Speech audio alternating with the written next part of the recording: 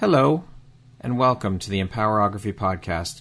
This is a platform created for women's voices to be heard and a place to share their stories, journeys, and successes with the world for the purpose of helping other women who might be on similar journeys. We are empowering women one episode at a time.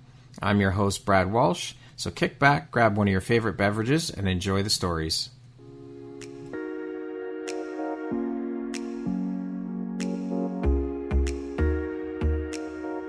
If you're looking for jewelry that makes an impact on your self-care routine and your style, Empowerography would love to offer you a discount code to one of our exclusive partners, Quartz and Canary Jewelry and Wellness Company.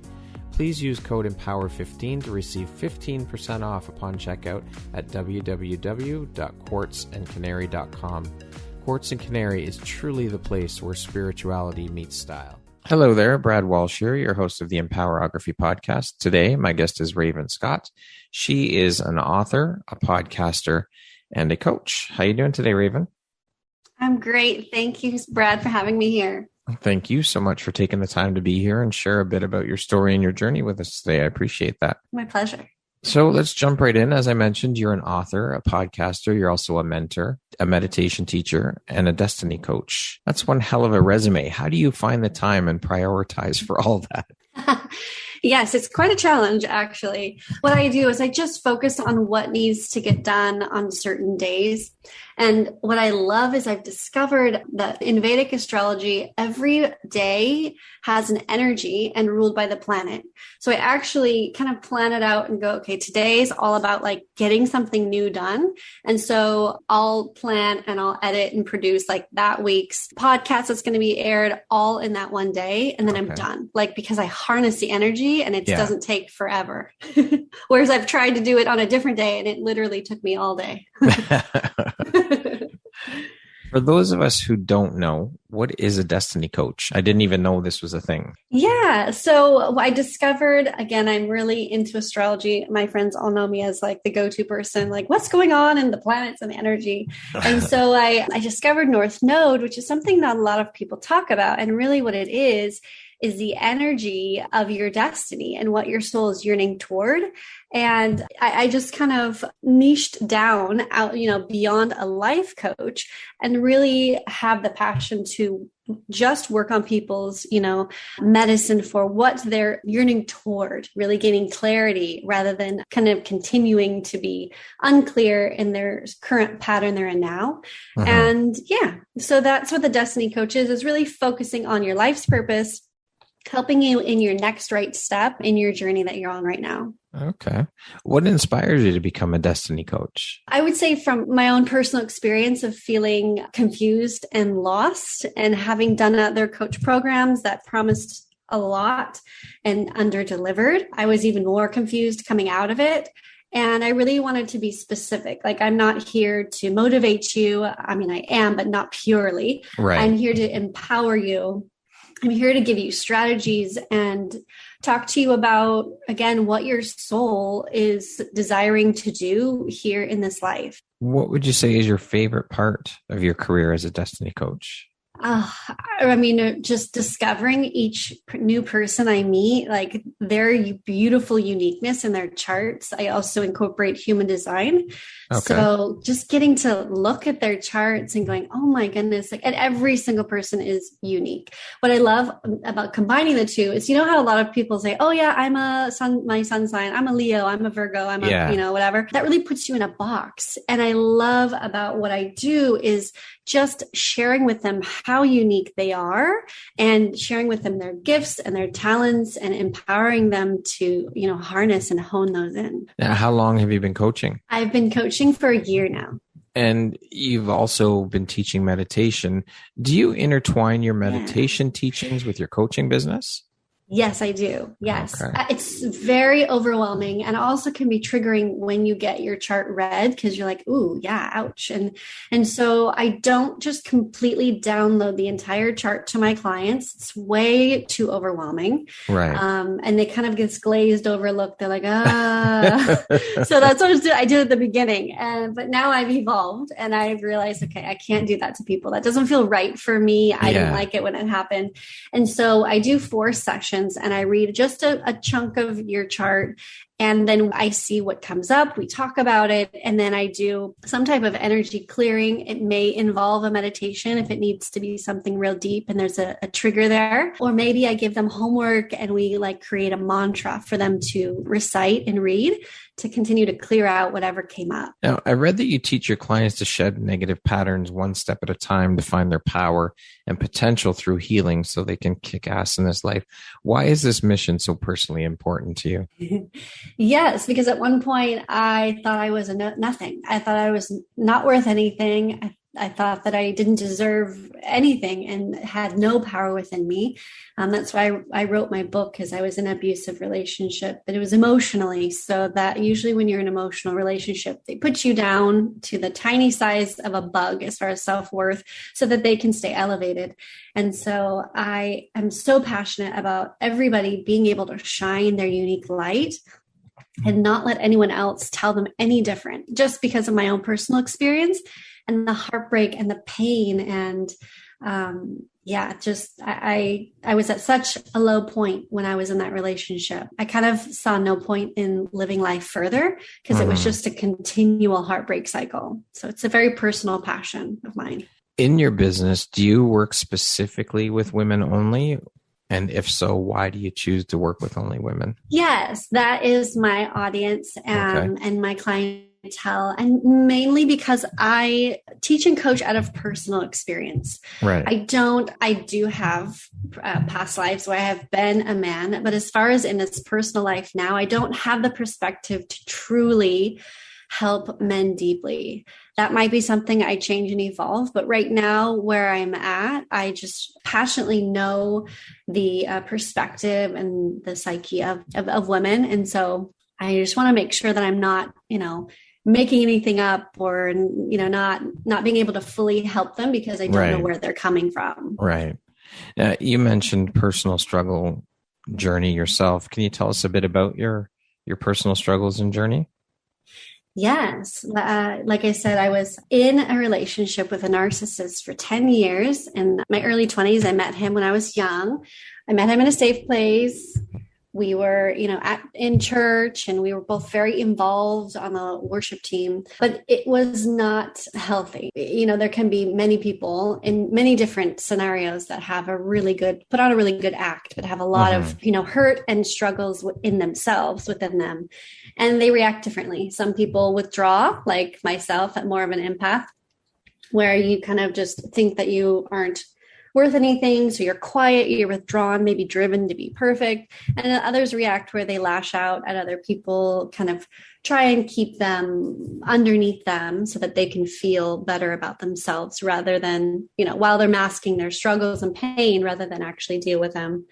Yes, it was a personal struggle because I loved him. Very much. He was my first love, but at the same time, he was emotionally abusive, and he continued to always have zero empathy for me, always put me down. And it became very much like he had a very high expectation of how I was and how I appeared. Right. I couldn't have unmanicured nails, God forbid. Wow. It was very, very, he molded me into this, if you want to call it like a Barbie of his dreams. And it kind of creepily, it looked just like his mother, looking back on it, it was so creepy.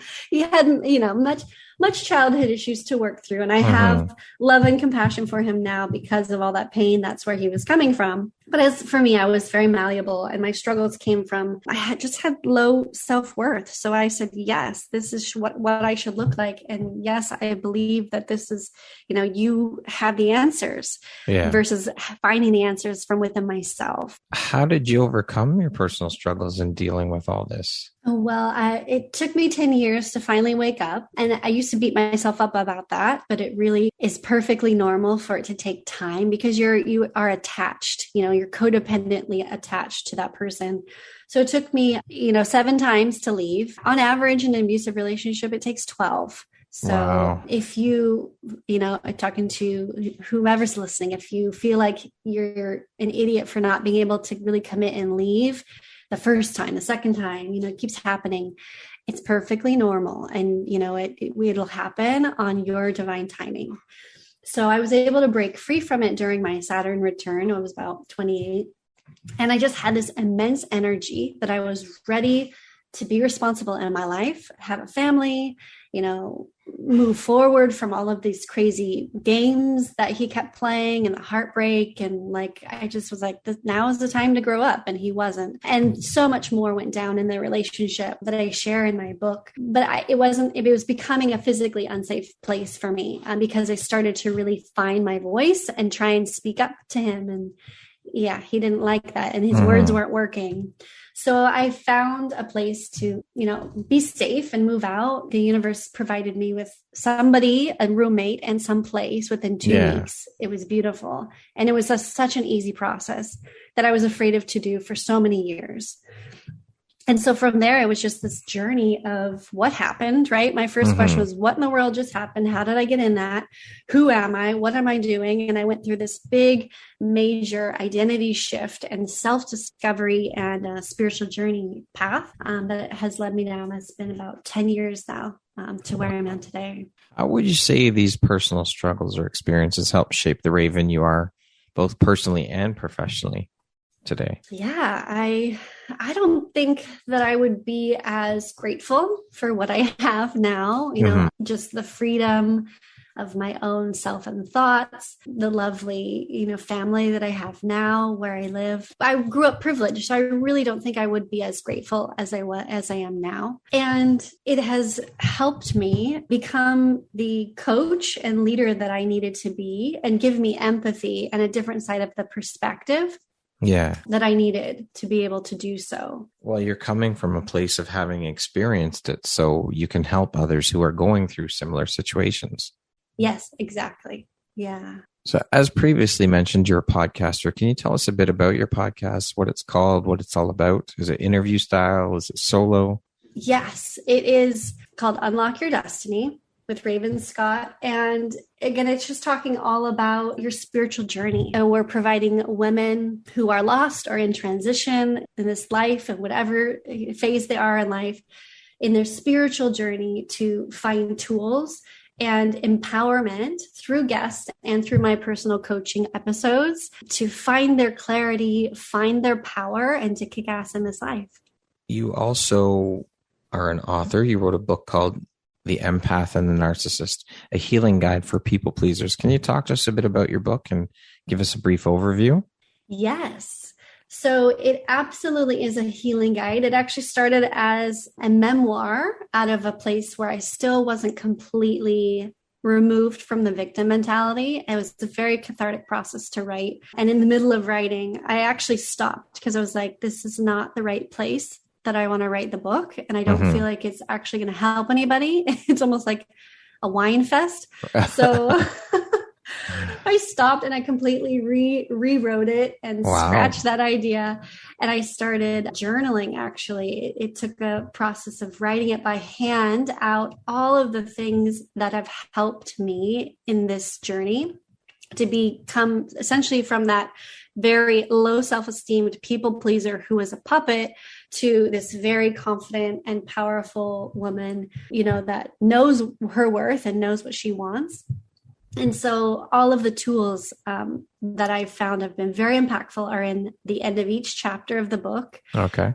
And it has a story. So it's like a memoir / self-guide. Yeah. And I also have a chapter in the end about just a brief summary of human design. What is that? Since I do incorporate that in my coaching sessions. Okay. Yeah. So it's kind of a tiny intro to that. And throughout the book, I also incorporate different elements of how in my astrology chart and human design chart, it affected how I was. Like, let's say there's a chapter in childhood, and I talk about Mercury in retrograde in my third house. So I kind of incorporate that in. So it kind of gives you a bit of an applied lesson there. Cool. When was the book released and how long did it take you to write it? It was released in June, and it took me just this June 2021. Oh, okay. And yeah, it's Congratulations. Brand new book. Thank you. And it took me 2 years to write. Wow. And where can people purchase your book? They can get it on Amazon. Okay. Excellent. To date, what would you say is your biggest high or your greatest win? Oh, that one's That's a difficult one. I think there's always something a little bit in every day to celebrate, but my biggest high and win is having my family, my beautiful husband and 2 daughters. What do you think your unique skill set or superpower is that's helped you become successful? Ooh. I have such a power force, and this is in my chart. It's called the force of domination. Mm-hmm. When I set my mind to something, that this is something I would say yes to respond to, I go to accomplish it full force. Speaking of success, how do you define that word? What does the word success mean to you? Success is building trust, I think, with anybody and even within yourself. If you don't have trust in your process or yourself, if you don't have trust in the relationship, then there really is no success. There's going to be constant stepping stones and blocks and arguments. I love that definition. What was a turning point in your life, Raven, and how did it affect you? Yeah, I think the ultimate turning point was my quarter life crisis at 28 when I had left my ex. And I just decided, you know what? Enough is enough. I don't need to take this abuse anymore. And I'm going to take the pen to my own story, and I'm going to, write a new chapter and write a new future for myself without this person in it. What was the breaking point there that made you realize or awaken you to say, okay, I've had enough of this. It's time to smarten up here and think about me and look after me?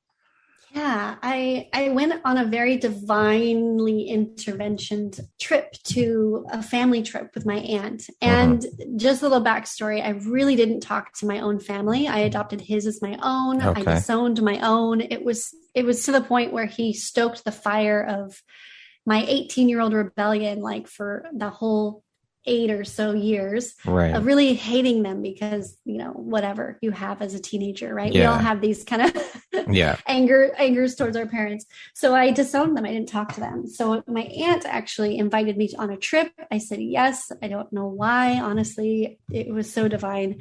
So I went and I enjoyed it. She has daughters with, lots of kids, beautiful family. And I just really had a very soul-filled time. It was beautiful. And I came back and I shared it with him, and he did not have 1 ounce of happiness for me, no empathy.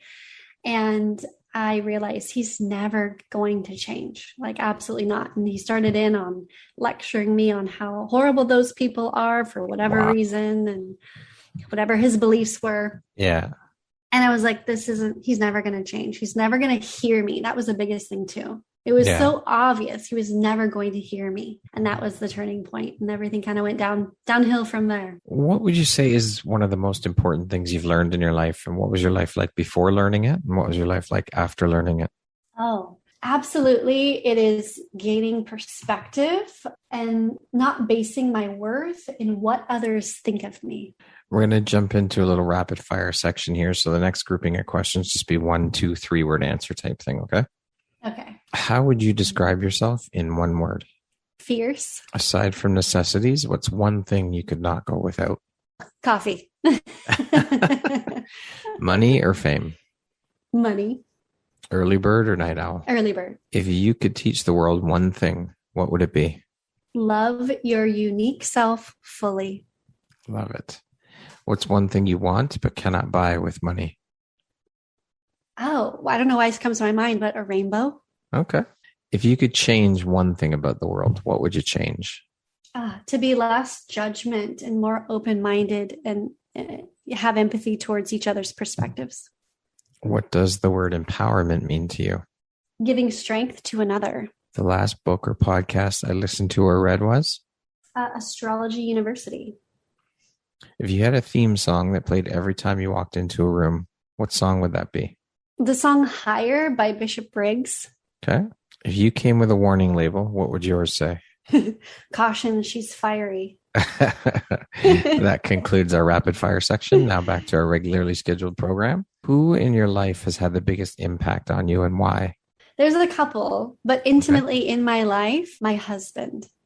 And at first I pushed back and I resisted on his influence. He has that just wise, practical energy. and I didn't like it because I was like, well, let's just go for it. Like, Yeah. just try it, experiment. And yeah, it's like a fine wine. It's finally grown on me and I appreciate it. But what he's done is helped me grow, right? Like when I stop and step back and I don't let my ego react, and I look at his words and I look at the scenario, I always find that it's like an immense amount of coaching, and he's so right. What's an unexpected blessing or occurrence in your life that you're grateful for? Unexpected. I'm just trying to think. Well, actually, my second child, she was unexpected. Okay. Not planned at all. And we are so, so grateful for her. What is your personal motto?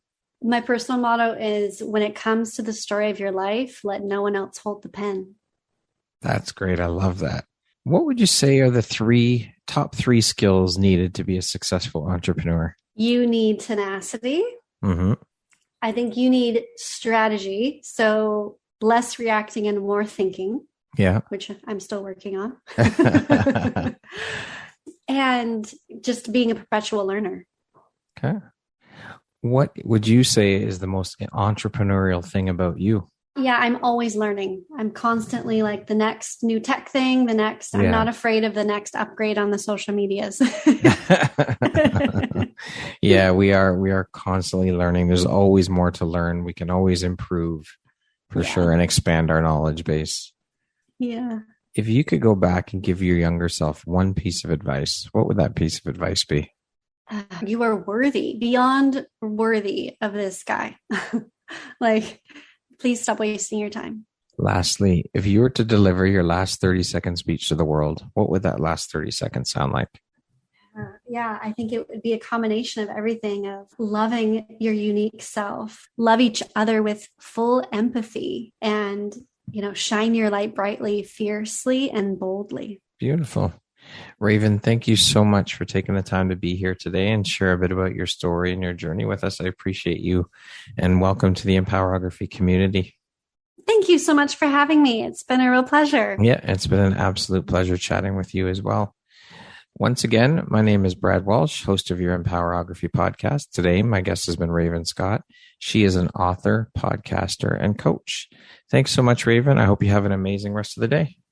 Thank you. You too.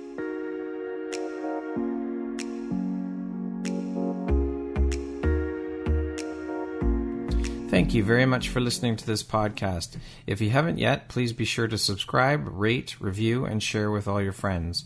You can find me at viseuphoria.ca and follow me on Instagram at Empowerography Podcast and on Facebook at Empowerography.